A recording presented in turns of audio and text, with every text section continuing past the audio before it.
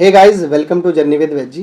Basically आज जिस topic पर हम लोग बात करने वाले हैं वो है बीएमएस कोर्स करने के बाद किस तरीके के स्कोप्स आपको मिल सकते हैं, किस तरीके का फ्यूचर आपका होगा।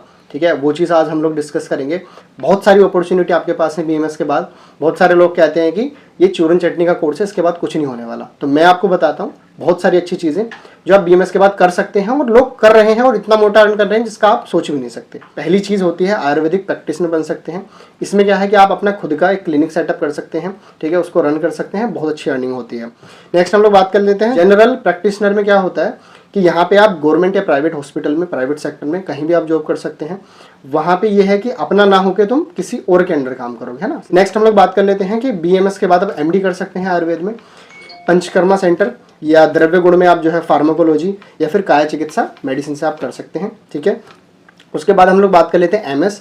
तो आप एमएस कर सकते हैं आयुर्वेद से। बहुत सारे लोग कहते हैं कि एमएस नहीं होता आयुर्वेद में, तो भाई एमएस होता है आयुर्वेद में, सर्जरी होती है। ठीक है, और इसमें आप स्पेशलाइज हो जाएंगे आयुर्वेदिक सर्जरी के अंदर। ठीक, तो ये एमबीबीएस से थोड़ी सी हटके होती है सर्जरी, लेकिन यहाँ भी है आयुर्वेद में बहुत सारी सर्जरी है।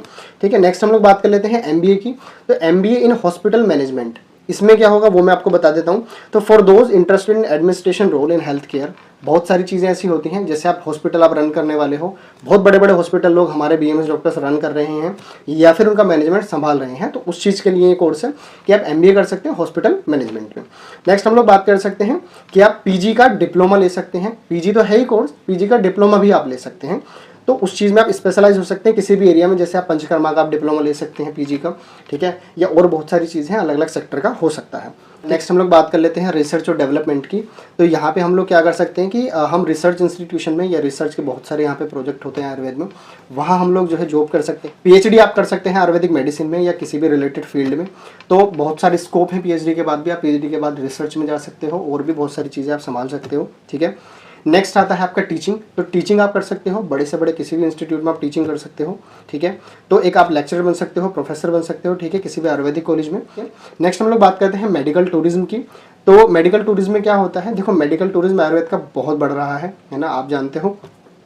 इंटरनेशनल आप पेशेंट को देख सकते हो या फिर इंटरनेशनल पेशेंट के साथ आप जो है उनका ट्रीटमेंट या जो दुनिया भर की बहुत सारी चीज़ें हैं वो चीज़ आप कर सकते हो। ठीक है, नेक्स्ट हम लोग बात करते हैं फार्मास्यूटिकल इंडस्ट्री। आयुर्वेद की pharmaceutical industry as you know बहुत ज़्यादा बड़ी है।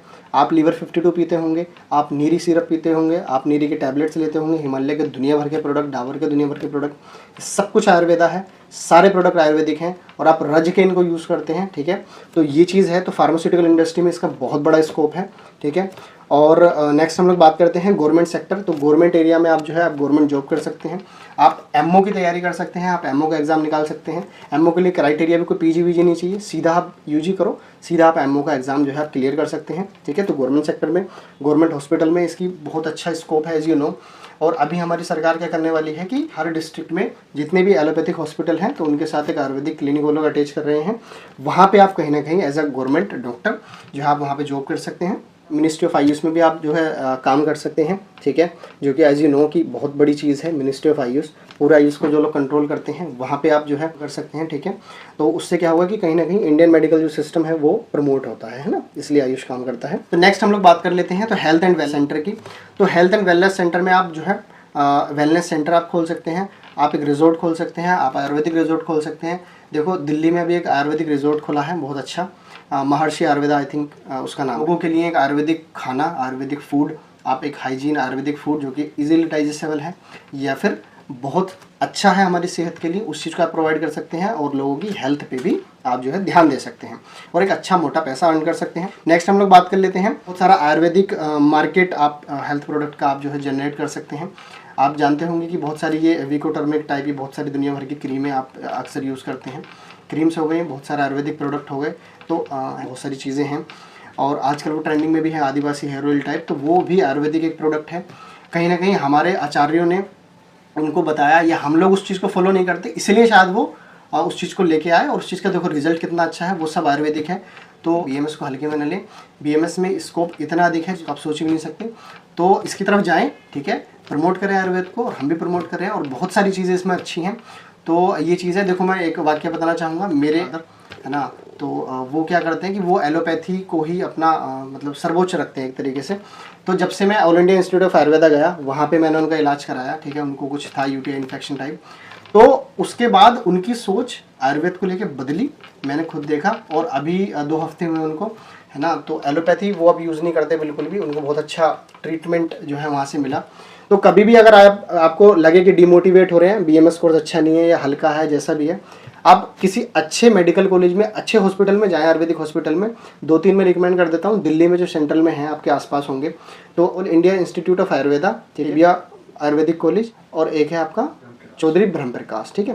तो ये 3 कॉलेज मैं आपको रिकमेंड कर रहा हूँ, यहाँ जाएं, एक बार देखें आयुर्वेद का क्या एक्सपोजर है। भाई साहब पैर रखने की नहीं है, ठीक है, सुबह 1:30 बजे 2 बजे से लाइन लगती है, वहाँ जाओ, एक बार देखो आयुर्वेद क्या चीज़ है और कैसे लोगों को हील कर रहा है, कैसे लोगों को ठीक कर रहा है ना। और एक केस स्टडी मैं आपके लिए लाऊंगा आयुर्वेद की, जो कि वर्ल्ड वाइड फेमस है, बहुत इंपॉर्टेंट है, आपको देखना उसको, ठीक है। उसके बारे में हम लोग बात करेंगे नेक्स्ट वीडियो में, ठीक है। और तब तक के लिए आप जो है चैनल को सब्सक्राइब कर सकते हैं, वीडियो को लाइक कर सकते हैं और हमें फॉलो कर सकते हैं सभी जगह। तब तक के लिए बाय।